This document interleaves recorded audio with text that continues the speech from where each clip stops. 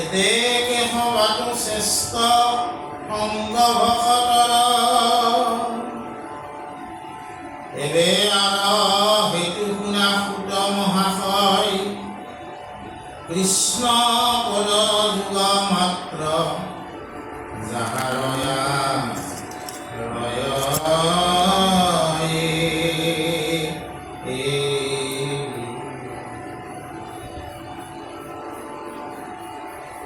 পৰাভৱে মহামুনি পৰম মহন্ত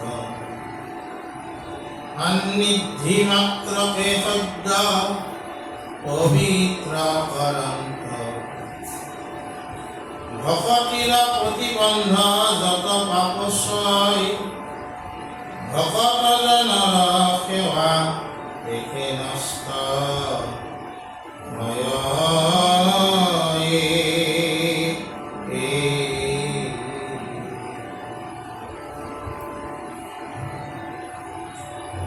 আজি আমাৰ এই ৰত্নাৱলীৰ অসংগ বিৰচনা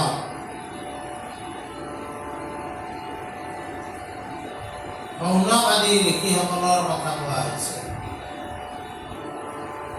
যোৱাবেলি আমি নাৰদৰ কথা ক'লোঁ যে সৎসংগৰ ফলত দাসীপুত্ৰ নাৰদ হয় জন্ম পালে আৰু পাৰিহৰি তনু লাভ কৰি পৰম বৈষ্ণৱ হিচাপে বা দেৱৰ্ষি নাৰদ হিচাপে পৰিচিত।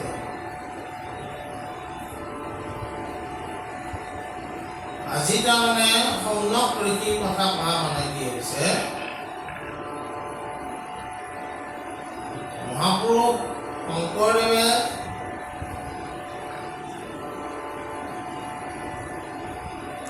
ভাগৱত অসমীয়াত অনুবাদ কৰি আমাক যি দিছে, এই ভাগৱত শ্ৰীধৰ স্বামীৰ টীকা ভাষ্য তাৰ লগত সন্নিৱিষ্ট হৈ আছে। তাৰমানে আমাৰ যিবিলাক শাস্ত্ৰ আছে, এই শাস্ত্ৰসমূহৰ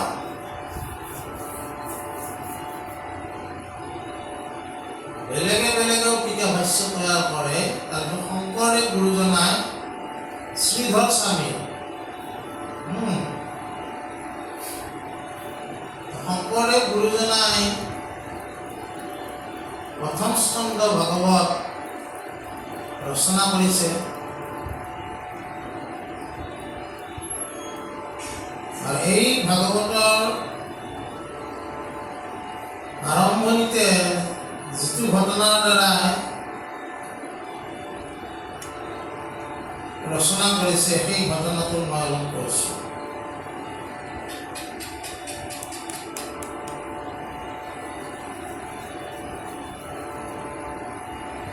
হে ৰাম জয় জয় কৃষ্ণ কৃপাময় মহেশ্বৰ, যাৰ আজ্ঞা ক্ষীৰে বহে ব্ৰহ্মা হৰি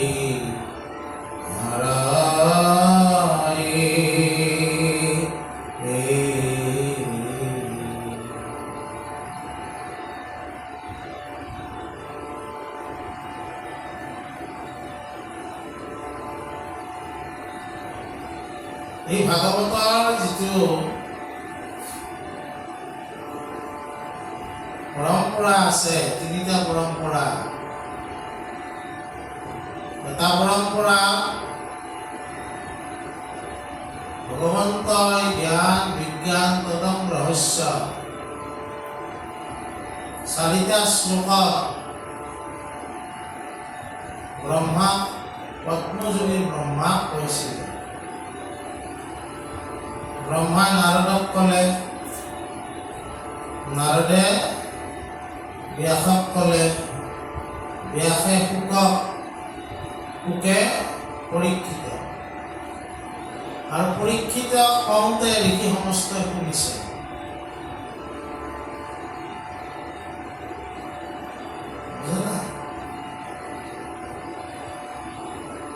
আৰু এটা পৰম্পৰা আছে অনন্ত নাগক ঈশ্বৰে কৈছে, অনন্ত নাগই চাৰি সিদ্ধক কৈছে, চাৰি সিদ্ধই সাংখ্যায়নক কৈছে, সাংখ্যায়নে পৰাশৰ মুনি, বৃহস্পতি, মৈত্ৰেয়, বিদুৰ এয়া কৰে। আৰু ভগৱন্ত পূৰ্ণ ব্ৰহ্ম ঈশ্বৰে ব্ৰহ্মা হৰিহৰ অৰ্থাৎ সৃষ্টি স্থিতি অন্তকাৰী এই তিনিটা একত্ৰ কৰি এই ভাগৱত কৈছে। সেইকাৰণে ভাগৱতৰ আৰম্ভণিতে কাক সেৱা কৰা হৈছে? জয় জয় কৃষ্ণ কৃপা ময় মহেশ্বৰ, যাৰ আজ্ঞা কিৰে বহে ব্ৰহ্মা হৰি হৰ। অৰ্থাৎ সৃষ্টিৰ গৰাকী, স্থিতিৰ গৰাকী আৰু সংহাৰৰ গৰাকীয়ে যিজনক সেৱা কৰে সেইজনৰ কথাহে ভাগৱতত কৈছে।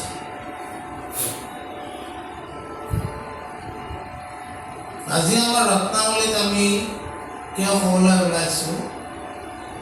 শৌনক ঋষিয়ে এই কথাবিলাকে কৈছে। সৎসংগ,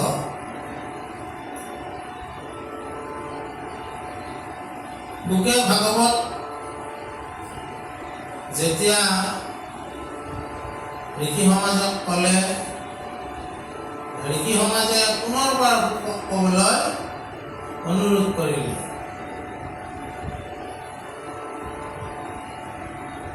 তেতিয়া শুকে ক'লে যে মইতো নিৰ্গুণত স্থিত, তথাপি উত্তম শ্লোকৰ মহিমা গুণে ভাগৱত শাস্ত্ৰ কৰিলো বিদিত। ধনসুখ আছিল নিৰ্গুণ ব্ৰহ্মৰ উপাসক, তেওঁ অৱতাৰ বেদত নাহে, তেওঁৰ ঈশ্বৰৰ, তেওঁৰ যিজন ব্ৰহ্মক সেৱা কৰে সেইজনৰ কোনো আকাৰ নাই, ইকাৰ নাই, একো নাই। আমাকো শংকৰদেৱ গুৰুজনে ভাগৱতে সেইজন কথা কৈছে, কিন্তু একেদিনতে আমি যাব নোৱাৰোঁ। আমি দৈৱকী নন্দন শ্ৰীকৃষ্ণৰ মাধ্যমেদি সেৱা কৰোঁতে কৰোঁতে কৰোঁতে কি হ'ব? অ ৰাম নিৰঞ্জন, নিৰঞ্জন নিৰাকাৰ হৰি হে ৰাম। বুজে নাই? গতিকে শুকে ক'লে যে মই আৰু নকওঁ। ঋষি সমাজে ক'লে তেনেহ'লে আমি ভাগৱত কেনেকৈ বুজিম? কোনে আমাক বুজাব? আপুনি যদি নকয় এজন উপযুক্ত চাই দিয়ক। তেতিয়া শুকে দেখুৱাই দিলে সেইজনে পঢ়িব। সেইজনৰ নাম আছিল সুত। তালিব্য হ হস্যৌকাৰ খ কু সুক, আৰু এটো হ'ল দন্তীয়া হ হস্যৌকাৰ দন্তীয়া ত সুত। তেওঁ ঋষি সমাজৰ পৰা আঁতৰত বহি আছে। কিয়? তেওঁ বৰ্ণ শংকৰ, বাপটো ব্ৰাহ্মণী, দেউতাকটো ক্ষত্ৰিয় আছিল। এইটো বৰ্ণ শংকৰ বুলি কোৱা হয়। তেতিয়া কি হ'ল?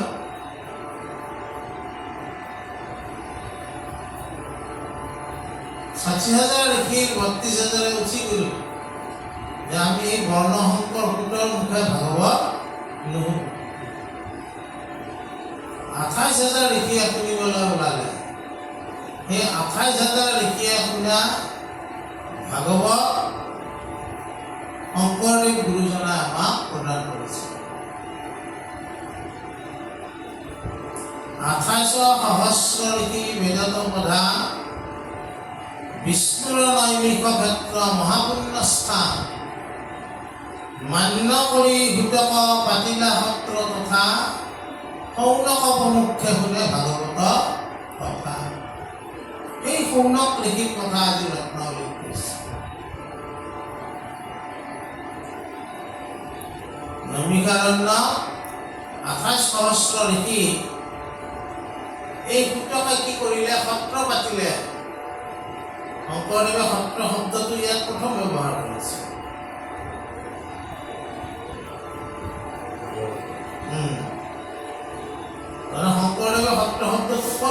কৰিছে যদি আমি চাওঁ ভাগৱতৰ আৰম্ভণিতে 28 সহস্ৰ ঋষি বেদত প্ৰধান বিষ্ণুৰ নৈমিষ ক্ষেত্ৰ মহাপুণ্য স্থান মান্য কৰি সুতক পাতিলা সত্ৰ তথা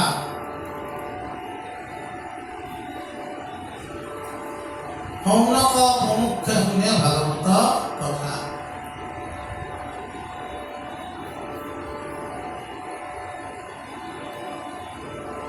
সত্ৰ আমি যি সত্ৰ কৰি থাকো এই সত্ৰৰ মুখ্য বস্তুতে হ'ল সৎসংগ। সত্ৰৰ মুখ্য বস্তু হ'ল ভাগৱত ভক্তি, বুজা না?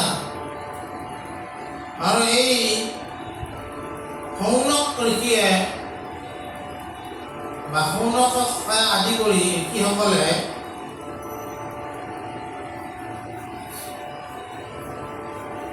তাৰমানে কি ক'লে, তেওঁলোকে তাৰমানে ক'লে কি তেওঁলোকে 28 সহস্ৰ ঋষিৰ ভিতৰত থাকিলে আৰু থাকি তেওঁলোকে কি কৰিলে, শুকে যিটো আদেশ কৰিছিলে যে এইজনে শুনাব, তেওঁলোকে সত্ৰ পাতিলে।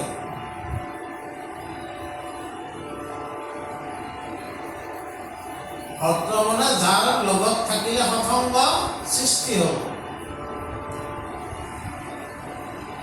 আৰু সেইকাৰণে ভাগৱতত সৌনক আদি ঋষিসকলে সুতক প্ৰশংসা কৰিছে।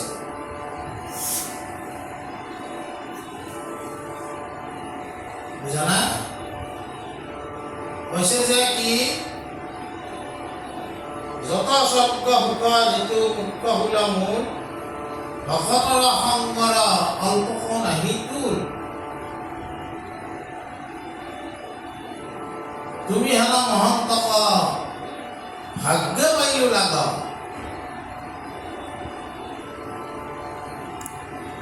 বত্ৰিশ হাজাৰে যদিও সুতক বৰ্ণ শংকৰ বুলি উঠি গ'ল, কিন্তু এই 28 হাজাৰে এই সুতক কি বুলি কৈছে, মহন্ত বুলি কৈছে যে তুমি হেন মহন্তক ভাগ্য পাইও লাগ।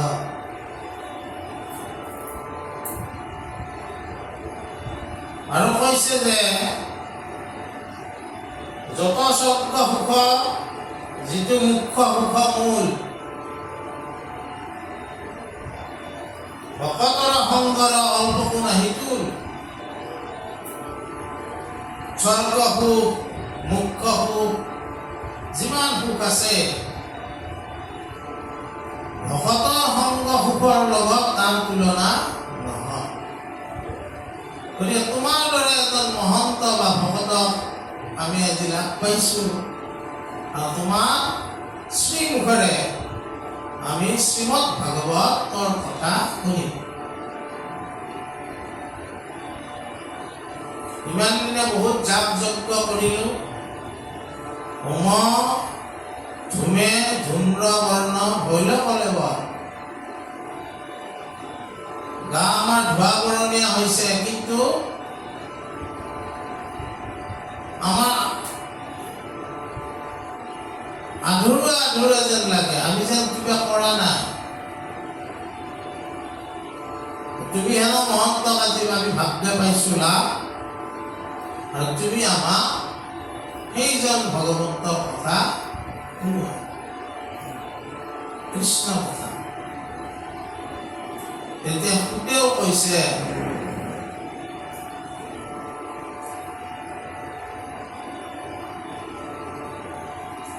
যে ইমান দিনে মই অকুলীন বুলি নিজকে ভাবি আছিলোঁ। অকুলীন মানে বৰ্ণ সংকৰ, কুল নাই, যেনে কুলীন কোনো কুলত তেওঁ অন্তৰ্ভুক্ত নহয়, না ব্ৰাহ্মণ হয় না ক্ষত্ৰিয় হয়, বুজা নাই?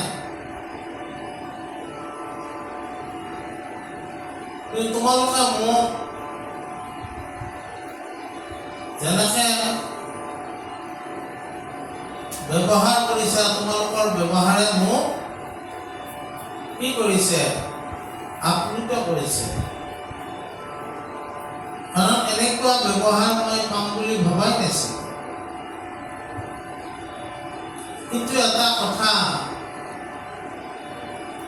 মোৰ যিমান ডাঙৰ পাখি সিমানহে মই উৰিব পাৰিম। ভাগৱত বহুত ডাঙৰ বিষয়। এই বিষয়টো হয়তো মই গোটেইখিনি কথা ক'ব নোৱাৰিবও পাৰোঁ। পাখি মোৰ যিমান ডাঙৰ সেইখিনিলৈকেহে উৰিব পাৰিম। কিন্তু মই এইকাৰণে ভাগৱত তোমালোকক কম যে কৃষ্ণৰ কথাত মহালাভ আছে। কৃষ্ণৰ কথাই জাতি অজাতি একো নবাছে।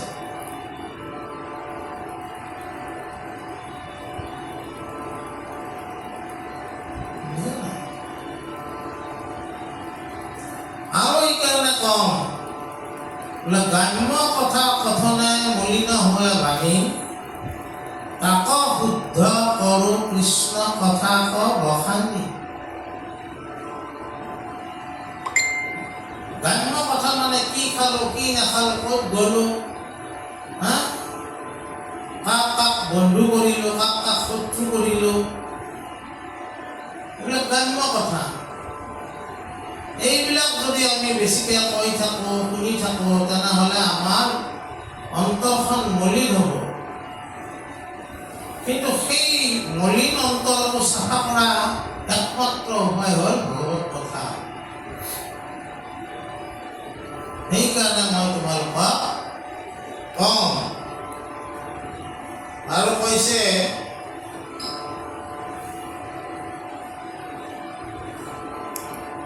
যে পৰম মহন্তসকলৰ লগত এই কথা আলাপ আলোচনা কৰিলে সমস্তকে পবিত্ৰ কৰা। আমি পানীৰে আমি আমাৰ দেহাটো পবিত্ৰ কৰিব পাৰোঁ, কিন্তু ভগৱত কথাৰ দ্বাৰা আমি আমাৰ অন্তৰখন পবিত্ৰ কৰিব পাৰোঁ। বুজা নাই? আৰু যিমান আমাক পাপবিলাকে আমাক ভক্তি কৰাত প্ৰতিবন্ধ হৈ থিয় হয়, যেতিয়া ভগৱত কথা আমি শ্ৰৱণ কীৰ্তন কৰিম, সেই প্ৰতিবন্ধ সমস্ত আঁতৰ হৈ যায়। আমাক ভকতিৰ মাজলৈ আহিব কোনে নিদিয়ে? যিবিলাক পাপ কথা আছে।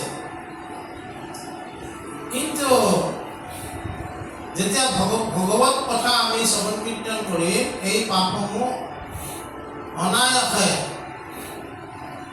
তোমাৰ পৰা গুচি যাব। এই কথাটো আজি ৰত্নাৱলীত কোৱা হৈছে। তাৰমানে কৈছে যে এই ভাগৱতো তাৰমানে কেতিয়া সিদ্ধ হয়, ভাগৱত কথা কেতিয়া সিদ্ধ হয়? সৎসংগত সিদ্ধ হয়।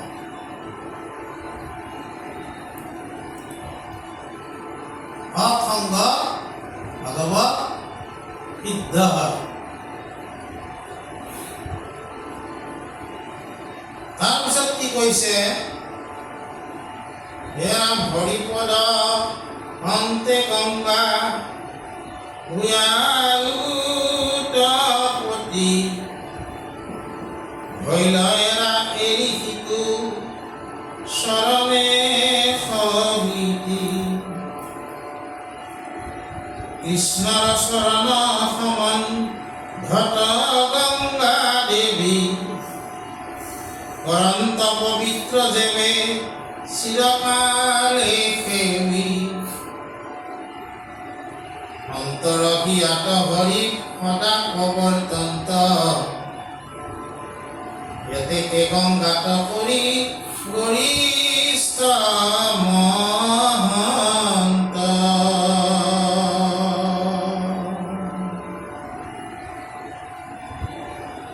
এই ভক্তি করার যিটো প্ৰতিবন্ধ,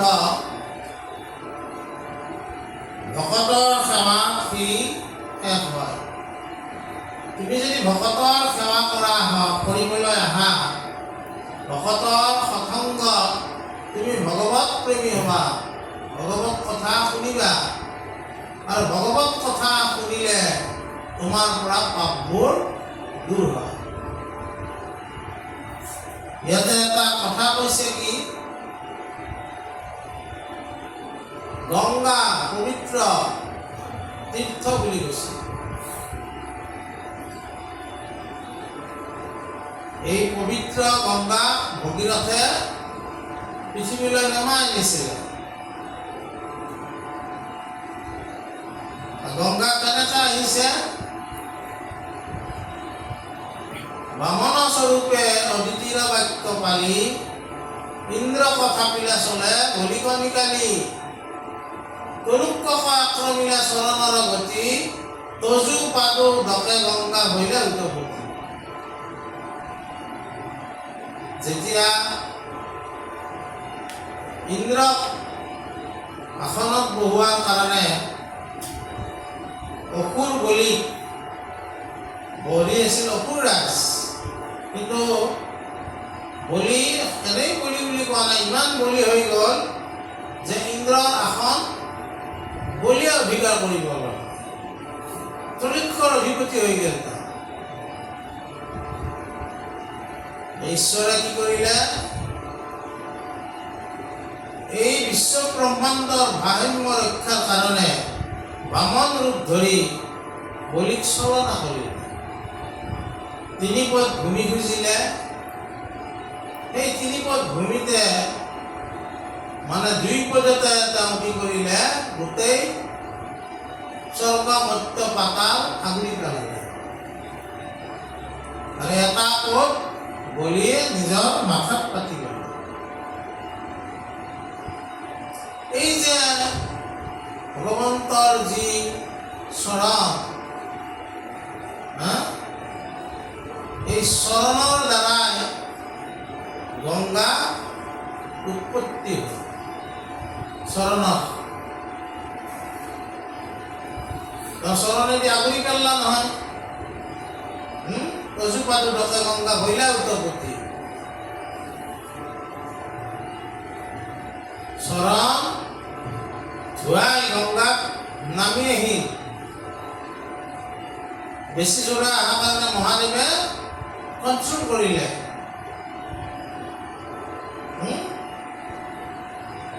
কিন্তু এই গংগা আমি দেখিছোঁ গংগোত্ৰীৰ পৰা, মানে গংগা একচুৱেলি লগ লাগিলো গংগা আছে, অলকানন্দ মন্দাকিনী, বুজি পাইছে না নাই? তাৰপিছতে বৈ বৈ আহিছে ক'ৰ পৰা? উত্তৰ প্ৰদেশ হয়।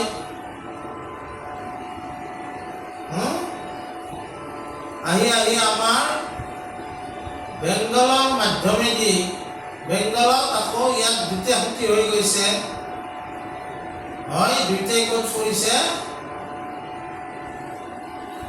বংগোপসাগৰত। এটা পদ্মও নাম হৈছে, বুজা নাই? বাৰু যি নহওক, আমি ভৌগোলিক কথা ইমান নাপাতো। এতিয়া কথাটো হ'ল কি, আজি আমাৰ ৰত্নাৱলীত কৈছে যে সন্তসকল গংগাতকৈ গৰিষ্ঠ।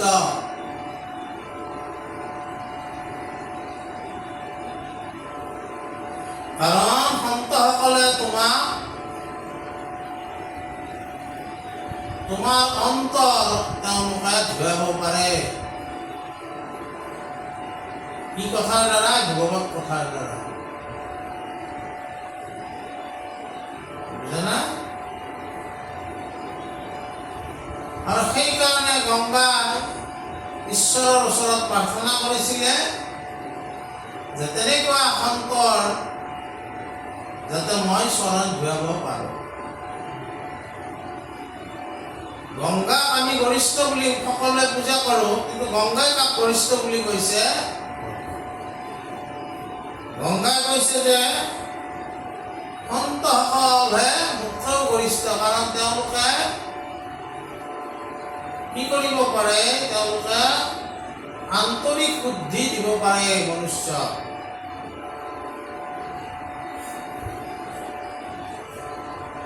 তাৰপিছত কি কৈছে? হেৰাম কাশম্বাৰ সদা সংগ ললে যিটো জন নহিবে ভকতি শংকা নকৰিবা মন। ভকত সংগত আন নলাগে সহায় উত্তৰ বচনে আৰু লৈও অভিপ্ৰায়।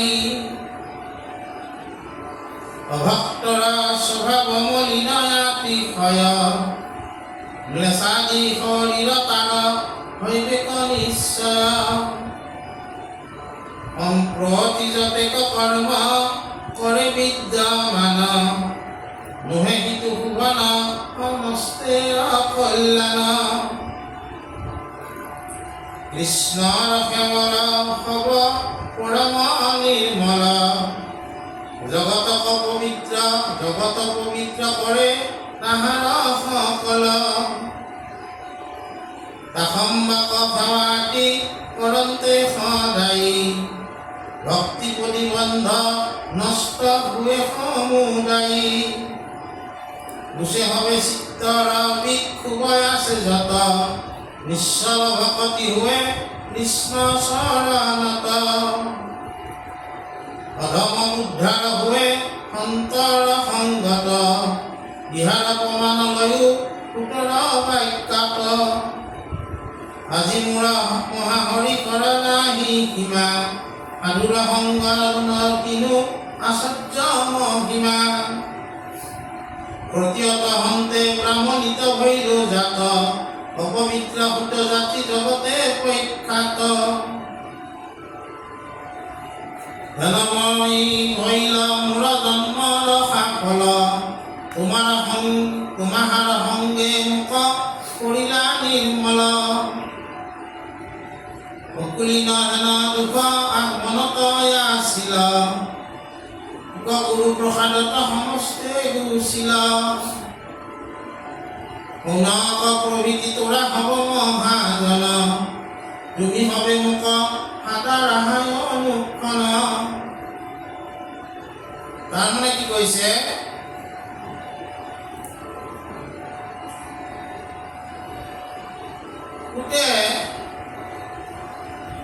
কৈছে কি যে অভক্তসকলৰ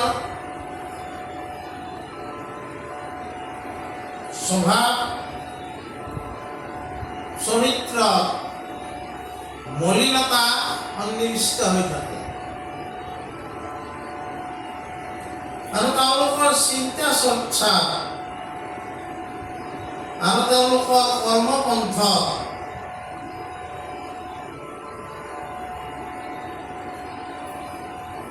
অভকতি পৰিলক্ষিত হয়, ভক্তি পৰিলক্ষিত নহয়। ইয়াত কৈছে তেওঁলোকৰ জন্মটো ম্লেচ্ছসকলৰ দৰে হয়।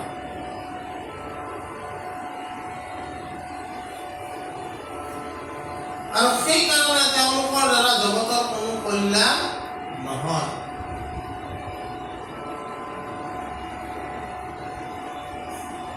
জগত কল্যাণ কৰাৰ কাৰণে কি হ'ব লাগিব? প্ৰথমে তোমাৰ কল্যাণ হ'ব লাগিব। তোমাৰ কল্যাণ কেতিয়া হ'ব? যেতিয়া তোমাৰ হৃদয় সুন্দৰ সত্যম শিৱম সুন্দৰম হ'ব।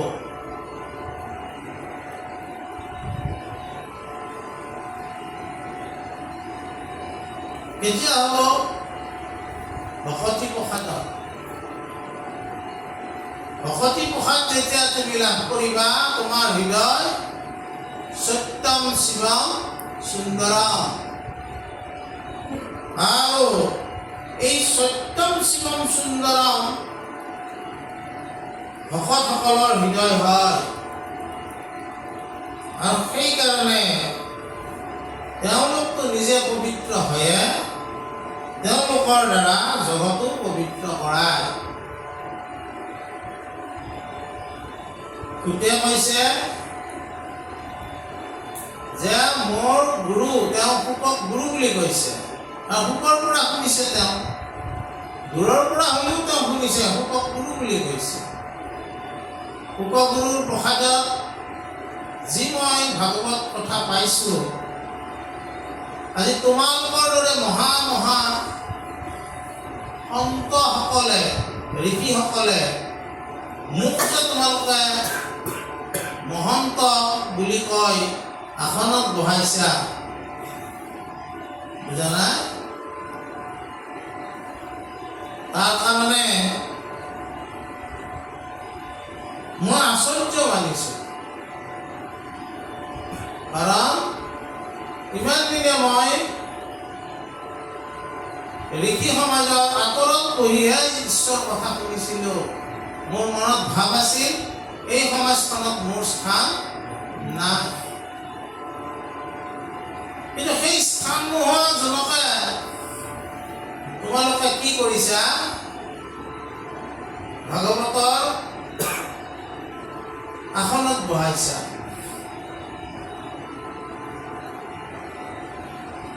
ইমান দিনে মই ভাবি আছিলোঁ যে মই যিহেতু মোৰ মা ব্ৰাহ্মণী, দেউতা ক্ষত্ৰিয়, আমি বৰ্ণশংকৰ অকুলীন, তোমালোকে মানে সন্তসকলৰ সংগ, সন্তসকলে মোক কি কৰিলে? মোক কুলীন বুলি, মোৰ কোনো জাতি পৰিচয় একো নাচায়, মোক ভগৱত কথা আমাৰ মুখে শুনিম বুলি মোক আসন পাৰি দিছে, মান্য কৰিছে। মান্য কৰি সুতক পাতিলা সত্ৰ তথা কৌনক প্ৰমুখে শুনে ভাগৱত কথা। আৰু সেইকাৰণে তোমালোকে যে মোক সাদৰ কৰিছা, এই সাদৰ কোনে কৰিব পাৰে? যে নিজে মহন্ত হ'ব লাগিব। যি মহন্ত মানুহক চেই দূৰ কৰে, তেওঁ আচলতে মহন্তই নহয়।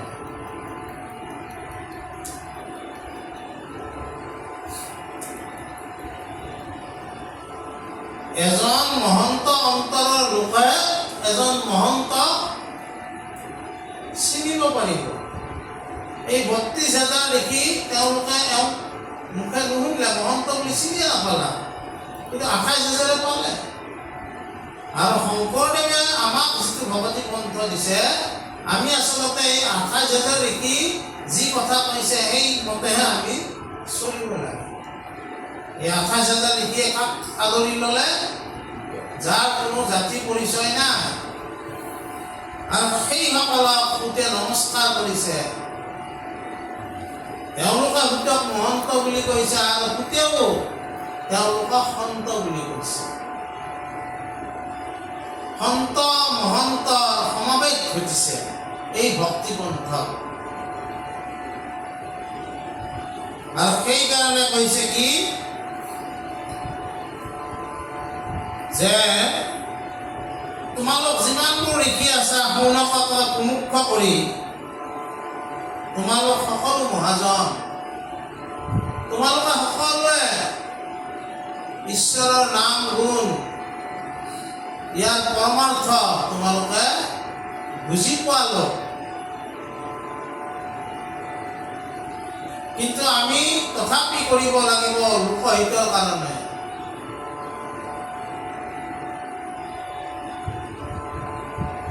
গতিকে তথাপিতো দূৰ হৈ তাৰ যত পাপ পুৰা হবে সমে কৰে লৌকিক আলাপ। তোমালোকে সকলোৱে জানা, তথাপি মোৰ দৰে এজন অভাজনক তোমালোকে মান্য কৰি ভাগৱত শুনিব ওলাইছা, ইয়াৰ দ্বাৰা কি হ'ব? লোক সমাজত ইয়াৰ দ্বাৰাই এটা আদৰ্শ প্ৰতিষ্ঠা হ'ব। এতিয়া কৈছে ঋষিবিলাকক সন্ত পুৰুষ বুলি কৈছে। ঋষিবিলাকেও সেইকাৰণে কি হৈছে, তেওঁলোকে মহন্ত পুৰুষ বুলি কৈছে। ভকতি পন্থত সন্ত মহন্ত সদালাপ, ভকতি পন্থ কি হয়? ঊৰ্ধ্বগামী হয়। গতিকে সময় অলপ হ'ল, অলপ কথা আছিলে, আমি অহাকালি সেইখিনি আলোচনা কৰিম। কৃষ্ণ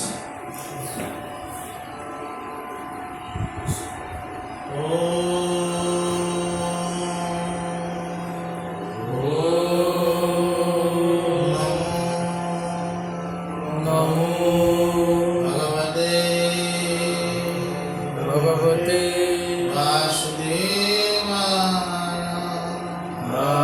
वासुदेवाय